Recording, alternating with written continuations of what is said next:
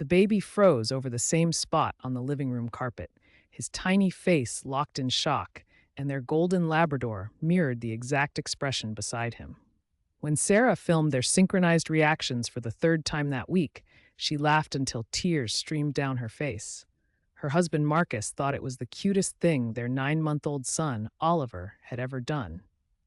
But when Bella, their usually playful dog, began whining and refusing to cross that section of floor altogether, Sarah's laughter died in her throat. What they discovered hiding beneath their home was so shocking it would haunt them for years to come.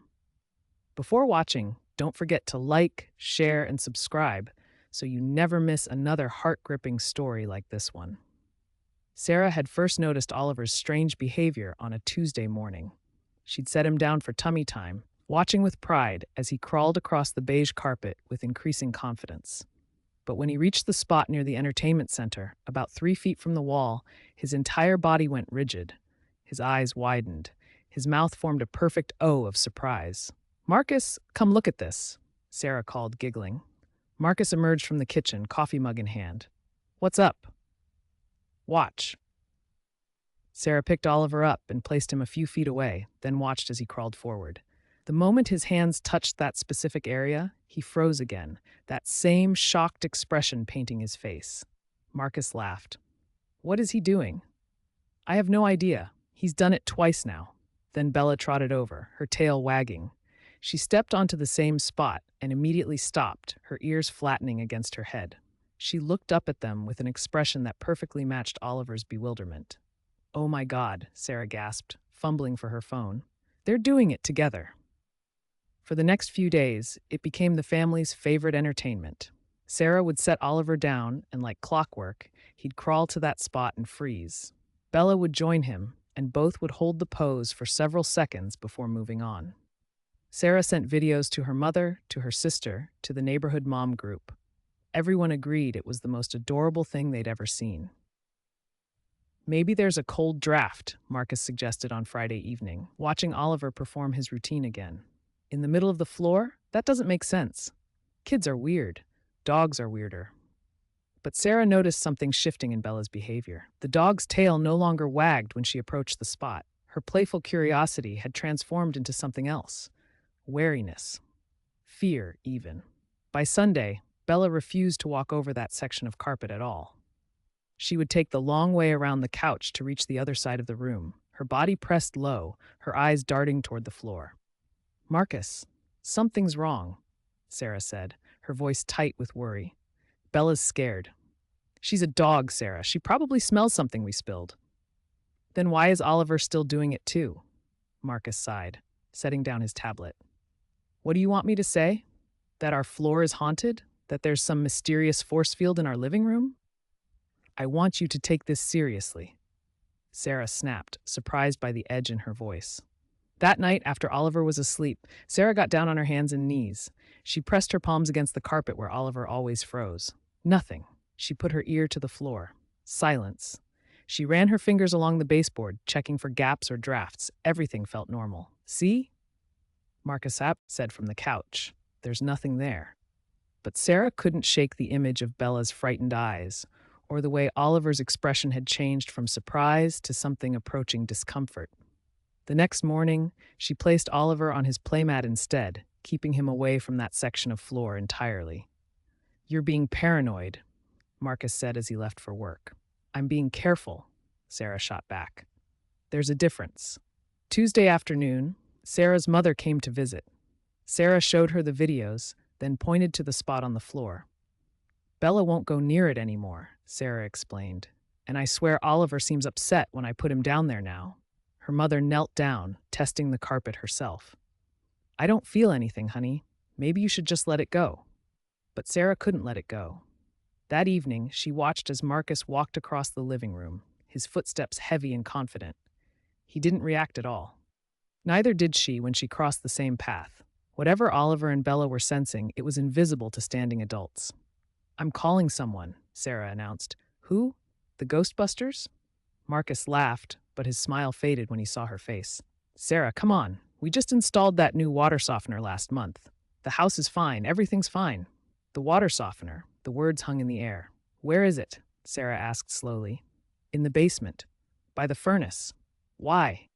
Sarah was already moving toward the basement door, her heart pounding. Marcus followed, confused but curious now. They descended the wooden stairs, and Sarah's eyes immediately found the sleek white unit in the corner, its digital display glowing softly in the dim light. When does it run? She asked. Marcus shrugged. It has an automatic cycle. Regenerates every few days, I think. Usually at night, but sometimes during the day if we've used a lot of water.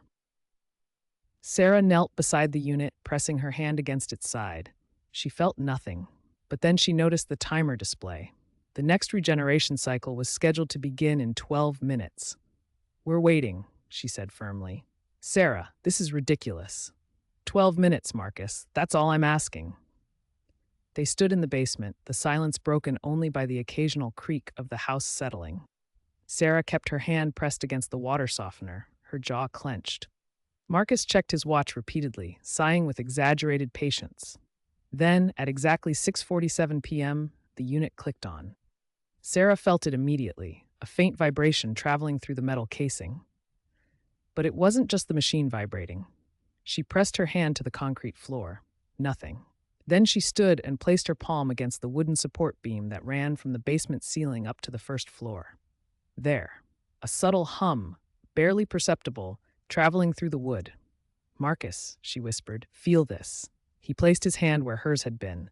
His eyebrows drew together. I feel something, barely. They raced upstairs. Sarah dropped to her hands and knees over the spot where Oliver always froze. The moment her palms touched the carpet, she felt it, a faint, almost imperceptible vibration humming through the floorboards. It was so subtle she would never have noticed it while standing. But down here, with her hands and knees on the floor, it was unmistakable. Oh my God, she breathed. Marcus, get down here. He knelt beside her, his hands flat on the carpet, his eyes widened. I feel it. It's like a buzzing, really faint.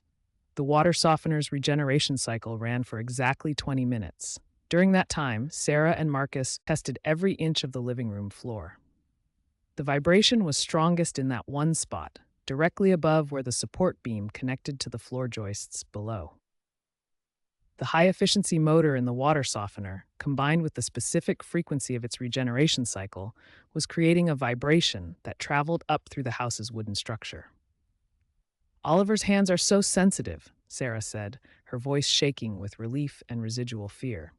And Bella's paws, they were feeling this the whole time. Marcus sat back on his heels, running his hand through his hair. And we thought it was a game. He was startled, every single time, and we laughed at him. That night, Marcus called the company that had installed the water softener. The technician arrived the next morning, a stocky man named Dave who listened to their story with growing interest. High-frequency vibration, Dave said, nodding as he examined the unit. It's rare, but it happens. Usually the vibration dissipates through the foundation, but if you've got a direct wooden pathway, he gestured to the support beam. Sound and vibration travel right up. Most people never notice because they're not crawling on the floor. Can you fix it? Sarah asked. Absolutely. We'll install vibration dampening pads under the unit and secure it differently to the wall. Should eliminate the problem completely. The installation took less than an hour. When Dave finished, Sarah placed Oliver on the floor near the spot where he'd frozen so many times before. He crawled right over it without pausing, without that shocked expression, without any sign of discomfort. Bella followed, her tail wagging, her fear completely gone. Sarah felt tears prick her eyes. I'm so sorry, baby, she whispered, scooping Oliver into her arms. Mama should have known something was wrong. That evening, after Oliver was asleep, Sarah and Marcus sat on the living room floor in the spot that had caused so much confusion. We dismissed him, Sarah said quietly. We thought his reaction was cute, something to film and share.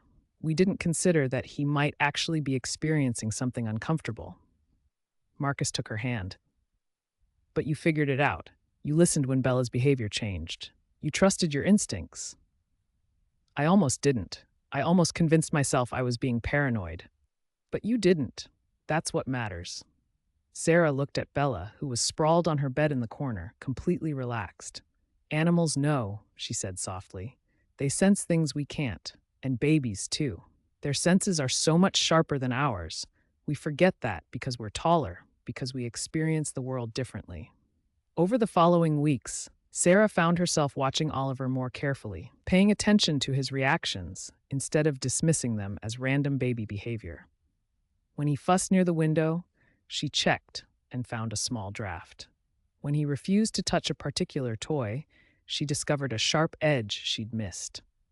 When he seemed uncomfortable in his car seat, she adjusted the straps and found they'd been too tight.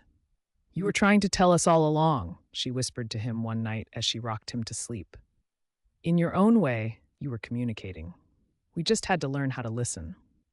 The videos Sarah had posted to social media took on new meaning. Friends who had laughed at the synchronized reactions now commented with concern and curiosity.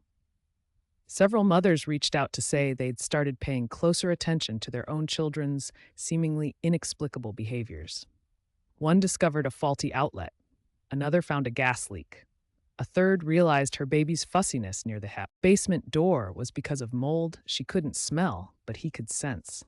Sometimes the warnings that save us come not from the loud alarms we install or the obvious dangers we can see, but from the smallest among us, those whose senses remain unfiltered by years of learned dismissal. A baby's shocked expression, a dog's worried whine, these are not performances for our entertainment, but messages written in a language we've forgotten how to read.